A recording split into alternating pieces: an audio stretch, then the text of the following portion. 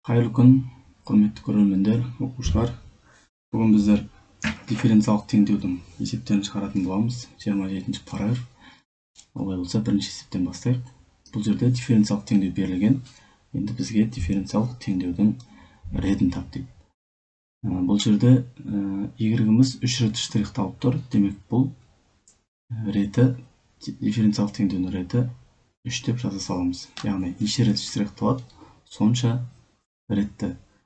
Бұл жерде ең көбі 2 рет штрихталған, сондықтан бұл 2 деп жазамыз теңдеудің реті. Мына жерде бұл 4 рет, мынау 4, мынау 1 рет штрихталған, демек бұл теңдеудің реті 1. Келесі дифференциалдық теңдеулер берілген, айнымалылары ажыратылған, және мына жерде ажыратылатын, яғни әлі ажыратылмаған. Осы жерден қайсысы ажыратылған, қайсысы ажыратылмаған табуымыз керек. Жалпы мына жерде мына y штрих дегеніміз бұл dy және dx берді.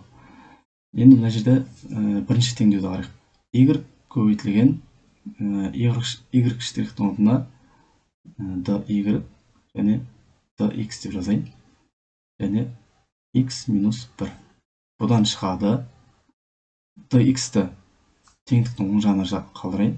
Сонда бұл y көбейтілген dy болады. Ал бұл мұны x минус 1 dx болады. Енді мына жерде байқасақ, dy пен y бірге тұр.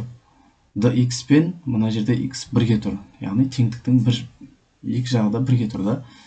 Демек, мына түріміз біздің ажыратқан түріміз. Мұны ажыратқан. Ал мына түрім ажыратылатын, яғни әлі ажыратылмаған. Демек, птичканы біз мына жаққа қойғанбыз, яғни мына әлі ажыратылмаған. Мынаған қарасақ, мына жерде әлі dx бөлінген dx болады. dx-ті ары қарай лақтыруымыз керек, мына y-ті бері қарай лақтыруымыз керек.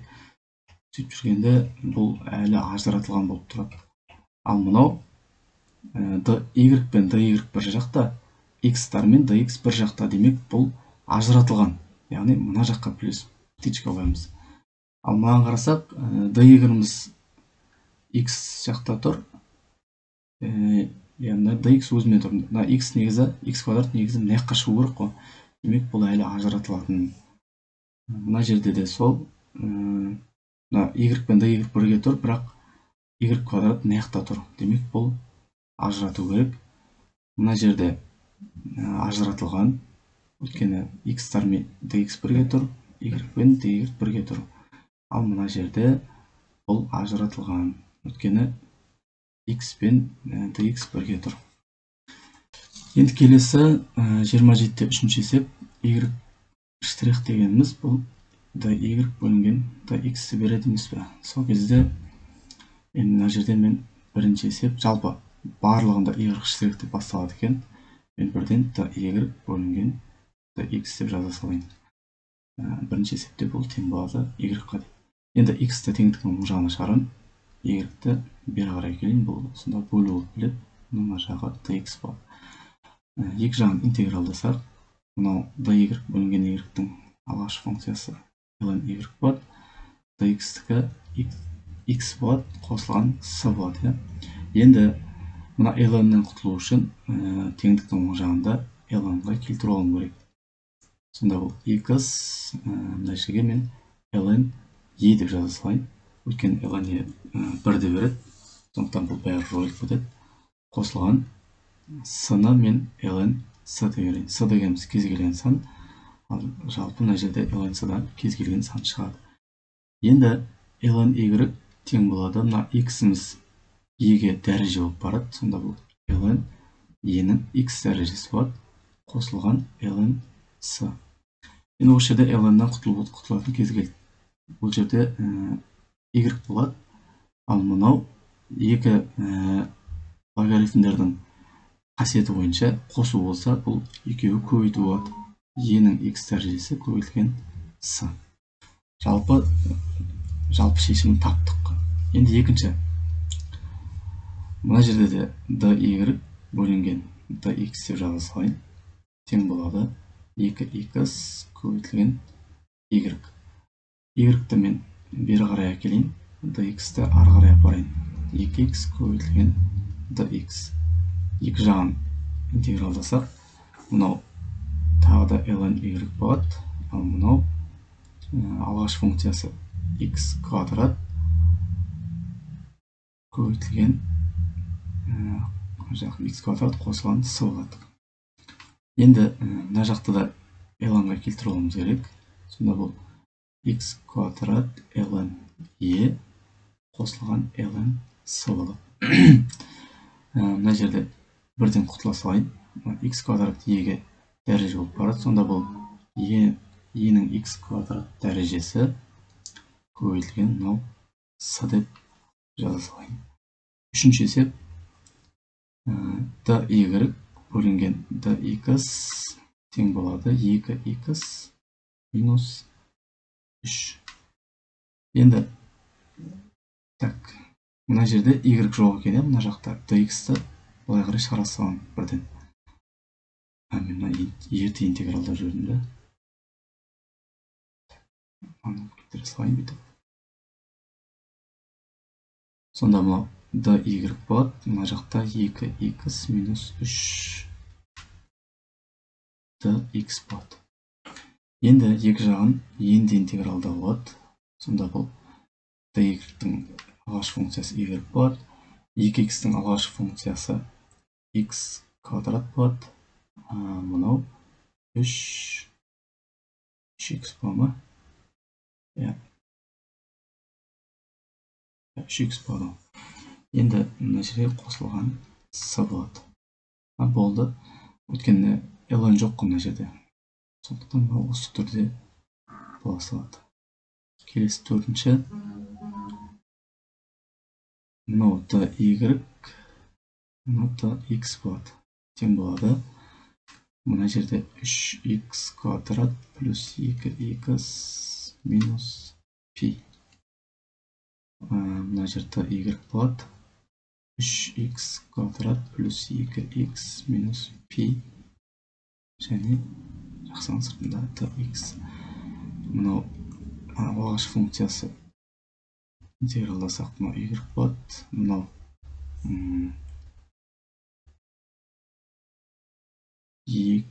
жоқ, x куб болады. Мынау x квадрат болады. Мынау x болады. Жалпы шешімі шықты осымен. Енді келесі 27 төртінші есеп. Бұл жерде шартпен берілген екен. Бірінші мына жерді ашып алайық. Бірінші есеп y мен бөлінген dx деп жаза салайын. y тең болады 2x минус 1 дейін. Енді dx-ті ары қарай шығарайын. dx-дің өзі қалады. Минус 1 dx болады. Екі жағын интегралдаймыз. Сонда y болады. Мынаны интегралдасақ, бұл x квадрат минус x болады. Қосылған с. Бұл жерде дифференциал теңдеудің дербес шешімін табыңдар. Яғни мынау бізге мынауға керек с. Енді мынадай шарт бар дейді. y x орнында 2 тұр, сол 3-ке тең болса дейді. Яғни y-імізді 3-ке тең дейді y. Ал мына жерде 2 бұл x орнындағы, яғни x орнына 2 қойды жатыр ғой бізге. Плюс с. Сонда мына жер 2-нің 2 дәрежесі 4 болады. 4-тен 2-ні азайтсақ 2 болады. 2-ні ары қарай шығарсақ 1 болады. Сонда с дегеніміз 1-ге тең екен. Енді жауабы y тең болады x квадрат минус x плюс 1 деп жаза саламыз. Яғни мына жерде с-ның орнына 1-ді қоя саламыз. Мен қазір сағатқа қойып жіберейін. Келесі есеп екінші. Мына жерде dx бөлінген dy бөлінген dx деп жазайын. 3x квадрат минус 4. dy 3x квадрат минус 4. Ақшаның сыртында dx. енді екі жағын интегралдасақ, dy-тің алғашқы функциясы y болады. Мына жерде мынау x куб болады, минус 4x болады. Қосылған с. Бұның шарты x-іміз 1-ге тең дейді, y-іміз өзі 2-ге тең деп жатыр. Яғни y-ті 2-ге тең дейік. 1-тің кубы минус 4 көбейтілген 1 қосылған с. Бұл жерде 1-дің кубы 1, мына жерде 4 минус 3, минус 3 ары қарай плюс 3 болып барады. Сонда бұл с дегеніміз 5-ге тең. Жауабы y тең болады x куб минус 4x қосылған 5. Кеттік келесі үшінші есеп. Бұнда y бөлінген x деп жазып алайын. 3x квадрат минус 4x. dy 3x квадрат минус 4x. dx. Екі жағын интегралдаймыз. Сонда бұл y болады. 3x-тің квадраты x куб болады. Алғашқы функциясы. Ал мынау 4x-тікі 2x квадрат болады. Қосылған с. Енді бұның шарты x-іміз 0-ге тең дейді, y-іміз минус 2-ге тең дейді. Минус 2, x орнына 0, 0-дің кубы минус 2 көбейту 0 қосылған с. Сонда мына жердің бәрі 0 болып кетеді. С дегеніміз минус 2-ге тең. Жауабы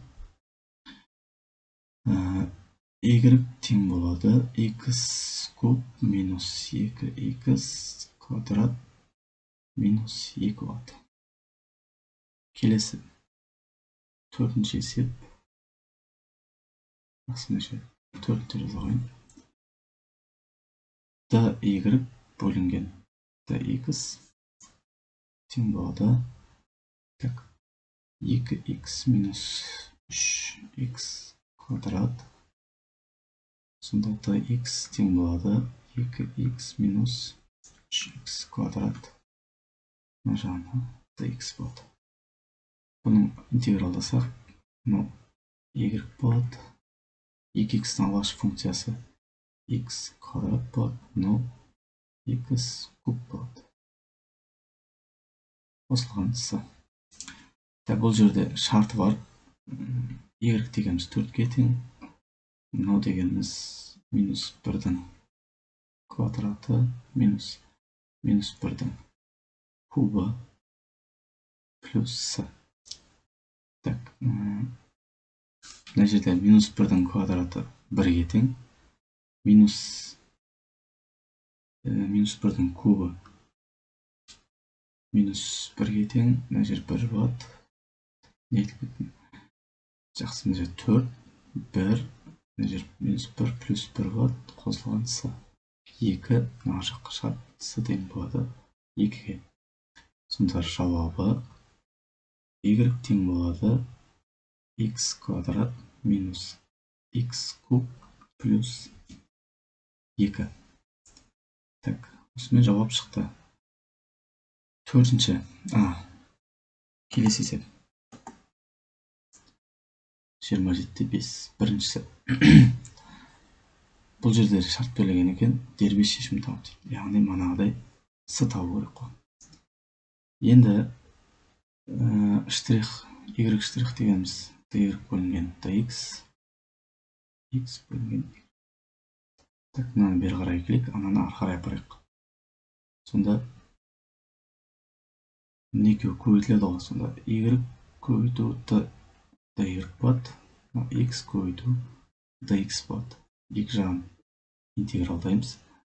Мынаның алғашқы функциясы y квадрат бөлінген 2 ғой.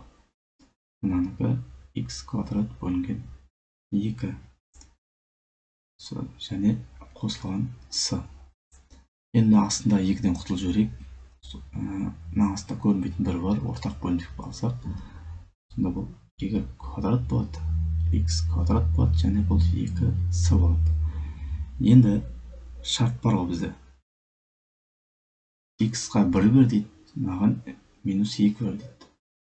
Так, y-тің орнына минус 2 берсек, минус 2-дің квадраты болады. X-қа 1 берсек, 1-дің квадраты болады. Қосылған 2s. Так, енді 2s тең болады деп жазып қойайын. Мынау ары қарай өтеді. 4 болады. Ары қарай 3 болады ғой, 3 болып барады. Сонда 2-ні былай қарай шығарсақ, 3 бөлу 2 болады ғой. Сонда бұл 1,5. Енді жауабын жазамыз. Жауабы y квадрат тең болады x квадрат қосылған 2 көбейту 1,5. Бұл дегеніміз 3 қой. Так, мен кетіріп түсіп жазайын да мына жерде.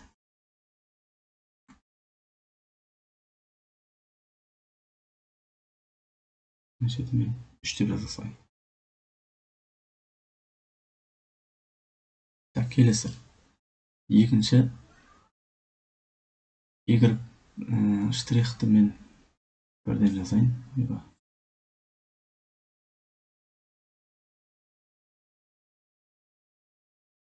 y бөлінген x тең болады 3y x квадрат. Так, енді y-ті мен бері қарай әкелейін. Сонда бұл y бөлінген y болады. X-ті ары қарай апарайын. 3x квадрат x болады. Так, мынау қайтадан ln-мен кетеміз. Интегралдасақ, ln y тең болады. Так, мынаны алғашқы функциясы x куб қосылған s.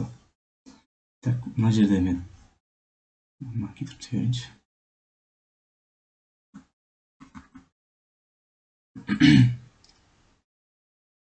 Так, ln y x куб ln e қосылған ln s деп жазып алайын. Бірден жазып кетейін. ln-дарды тастап кетемін. y тең болады. Мына x куб анаған дәреже болып барады. Бұлай көбейтілген s болады. Енді мына жерде шарт бар. X-ке де y-тің орнында да x-тің орнында да 1 дейді. Демек, мына жерге 1 болады. e-ның 1 дәрежесі болады. Көбейтілген s болады. Енді мына жерде s-ны табуымыз керек. S дегеніміз мына e ары қарай бөлу болып барады. 1 бөлінген e болады ғой. Енді жауабын жазайық. Жауабымыз мынандай болып тұр ғой. Жауабы y тең болады e-ның x куб дәрежесі көбейтілген мынау e астына түсіп тұр ғой. Сонда мына жерде e-ның x куб минус e-ның 1 дәрежесі 1 болады. Яғни 2 e-ні бөлсек дәрежелерін бөліп жазуға болады. Сонда жауабы мынау болып тұр. Үшінші есеп 2 dy бөлінген dx деп жаза салайын. Мына жерде косинус x бөлінген y болады. Минус 1 дәрежесін астына бөлшек қылып түсіре салдым. Сонда бұл 2 пропорционалынша көбейтіп жіберейін.